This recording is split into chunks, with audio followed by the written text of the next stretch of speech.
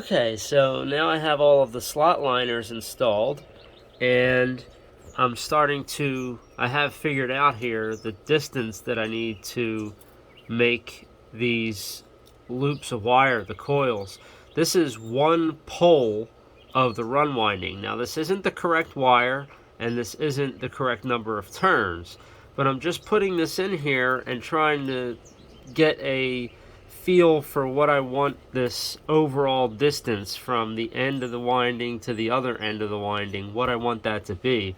And I set that with this winding machine here. I need to know the distance to set the two molds apart from each other so that when I start making the coils, it's going to start, see how these step up bigger? Well, that's what gives me these three different winding sets. So what I'm going to have is I'm going to have a set of 70 turns, 140 turns in the middle, and then 70 turns on the outside. Now the reason that they're not all the same is because originally this motor was wound with what's called a skein winding. And essentially these three would actually start off as one giant loop, and then they would get folded and turned into each other and then coiled up into the stator. So rather than doing that, because it's a little bit more tricky, I'm just going to go with a conventional concentric wind pattern. And as long as the number of the conductors slicing through each of the slots is the same, then it's going to work just the same. It's just less complicated to make. So yeah, so that's the next step.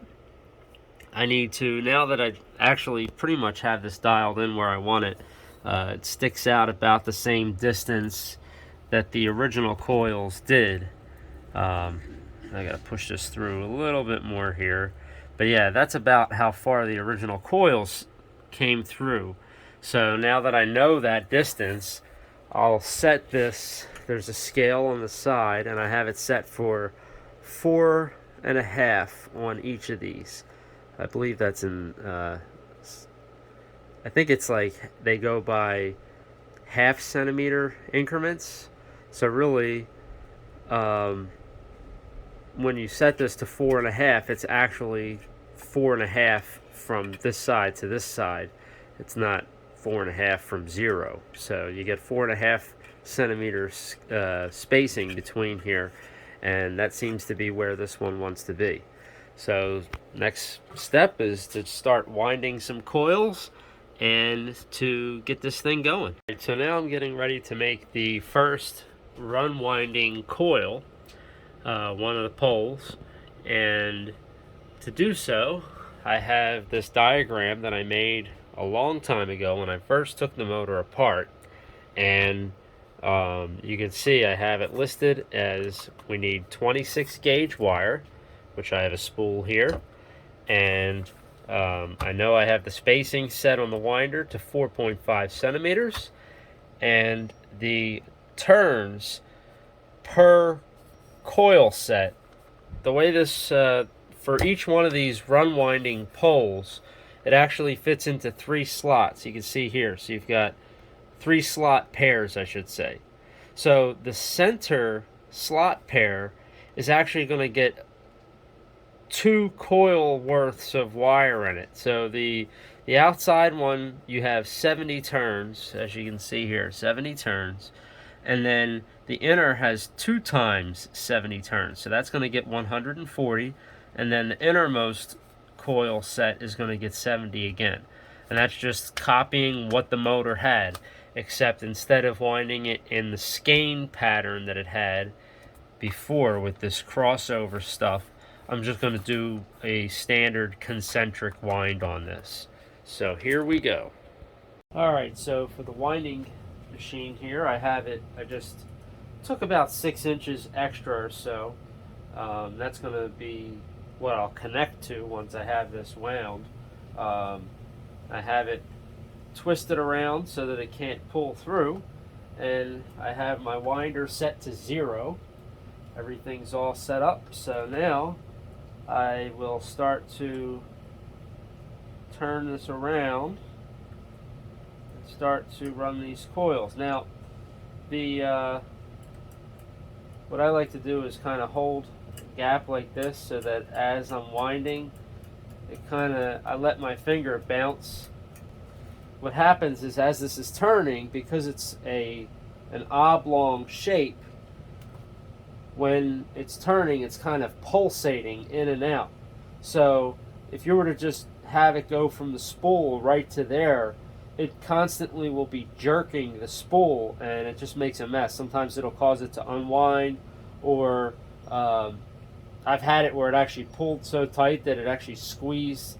It like pulled the two winding mold sides together closer, and it just makes a mess. So if you just kind of hold it out with your finger loosely out here as it's going around, it you find like a happy spot where it just seems to like to wind real nice. And you just keep going until you get to your first number, which my first number is 70.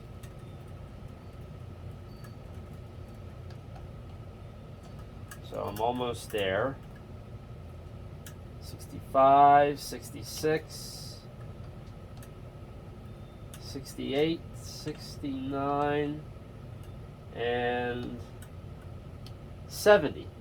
So now we are right at the 70 turns mark for the first innermost coil on, I'll see if I can get that a little better in the frame, the innermost coil here. So now I'm going to jump over to the next coil, and I need to wind this until we get to 210. So I like to get them at least started by hand first.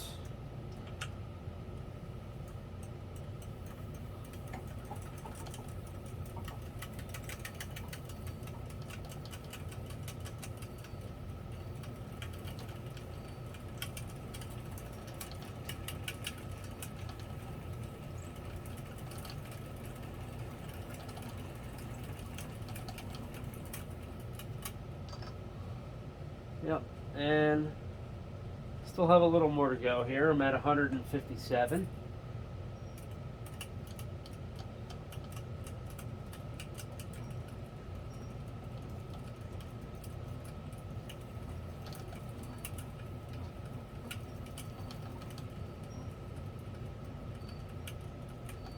There's 200.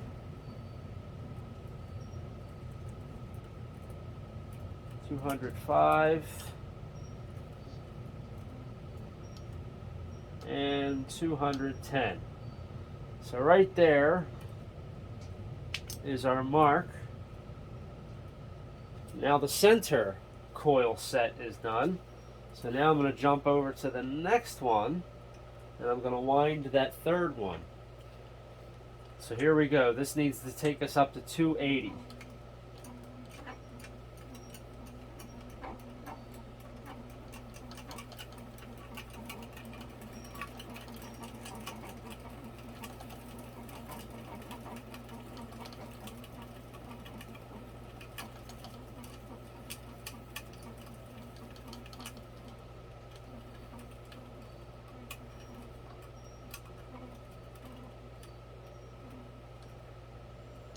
$278, $279, and $280.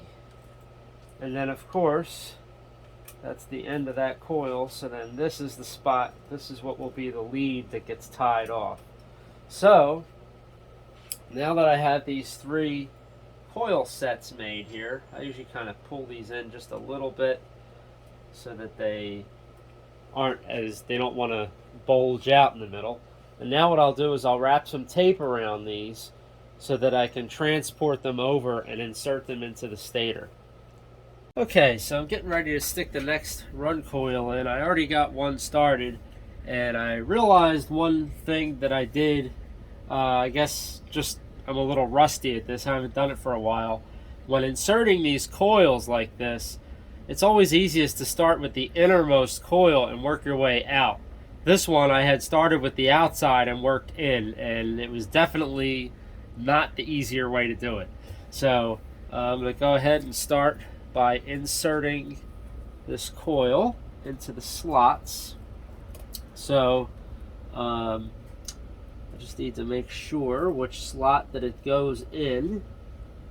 Let's see. 1, 2, 3, 4, 5. Sometimes it's easiest to mark this off. So we know that every, let's see, 1, 2, 3.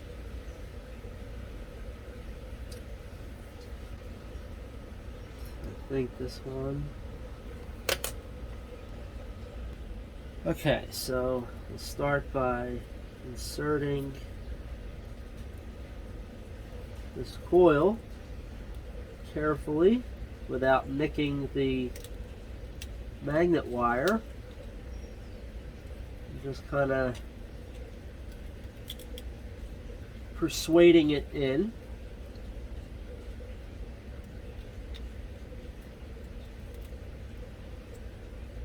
Now it actually, a lot of times, is easiest if you just cover that now with a slot retainer.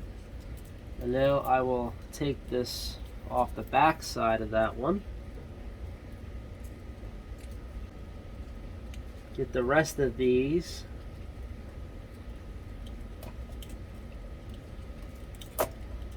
into the other side. Okay. So now that takes care of, I'll try to not get everything all twisted around here. That takes care of the innermost coil. So now I need to go to the next set, which is this coil. And this coil will now go into the adjacent slots here and here. So I need to stretch this out just a little bit to get it to fit correctly. This one's the tough one because this one has twice as many turns as the other slot that I just did, so it's a little bit tricky getting this in. I'll put another slot retainer cap in here. That one's actually too long. I forgot to cut that one, but that's okay. Now, just going to take this tape off.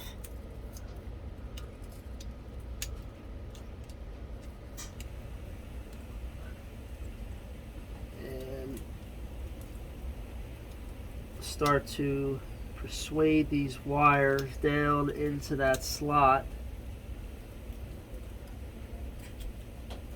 Since there's so many on this, it's just, this is the one that's always the pain. Okay, that actually went rather well. So now I have, let me see, I think I'm going to tuck, yeah, I'll worry about that later. So I have these now. The last one that I have to do is this one.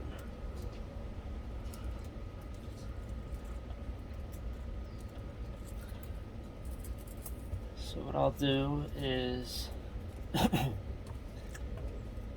get another one of these slot caps and just close this off so that nothing can come out of it. And this out of the way. Again, I got to stretch this just a little bit. And I'll start working it into that next slot. Okay. Now that that is in that slot, I will get another cap to retain that wire so that it can't just fall out.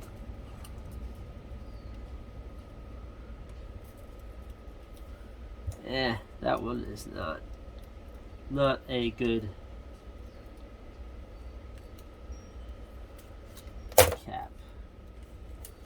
some of these I had made early on, and they were not as wide, and they're just not as good of a design. So I had to make them a little bit wider, and now they work much better. So now, for this last little bit, I can take off the piece of tape that I have on there, and now I can begin to fold these down into the slot.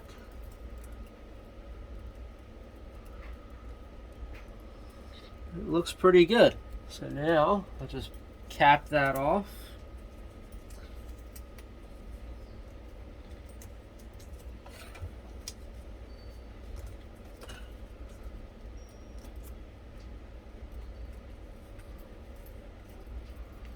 I do have to trim those down, but you can see that all the coils are now in their respective slots.